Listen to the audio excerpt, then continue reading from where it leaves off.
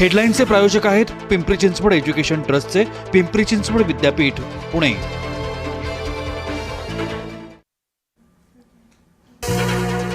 सार्वजनिक परीक्षा दुरुस्ती विधेयक लोकसभेत सादर, पेपर फोडणाऱ्यांवर अधिक कठोर कारवाईची तरतूद। दुसऱ्या आठवड्यातही संसदेतील दोन्ही सभागृहात गोंधळ, विरोधकांची सरकार विरोधात घोषणाबाजी, लोकसभेसह राज्यसभा 2 वेळा तहकूब।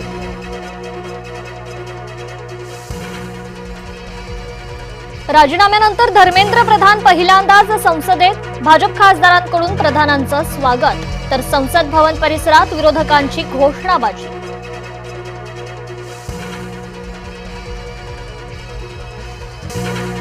नीट टीईटी नंतर एमपीएससी परीक्षेतही पेपरफुटीचा आरोप, औषध निरीक्षक परीक्षेत पेपर फुटल्याचा दावा, परीक्षेपूर्वी प्रश्नपत्रिका व्हॉट्सअॅपवर फिरल्याचा आरोप।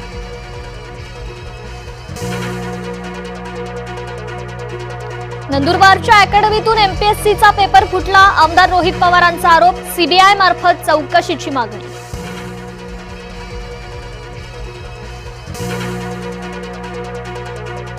उद्धव ठाकरेंच्या वाढदिवसानिमित्त राज ठाकरे मातोश्रीवर जाणार, सहकुटुंब राज ठाकरे उद्धव ठाकरेंना शुभेच्छा देणार।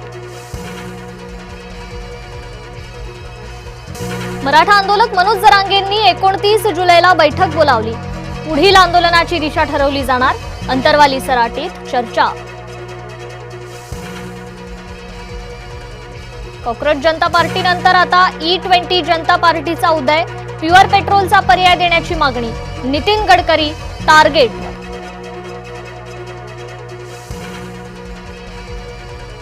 नाशिकमध्ये ट्रक पुलावरून खाली कोसळला, सिन्नरमध्ये एमआयडीसी बायपासवरील घटना।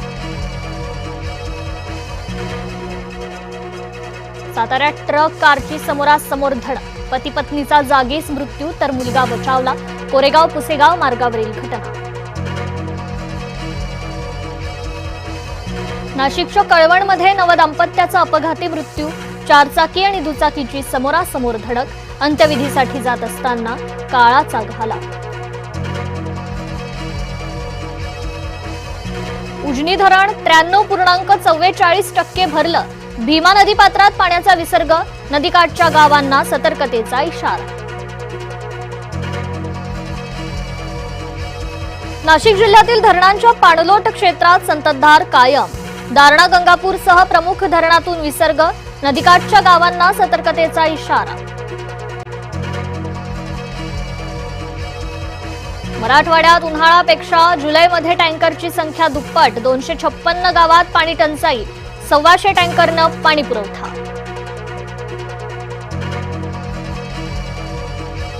कॉमनवेल्थ गेम्समध्ये भारताला पहिलं गोल्ड मेडल, मीराबाई चानूला वेटलिफ्टिंगमध्ये सलग 3ऱ्यांदा सुवर्ण पदक।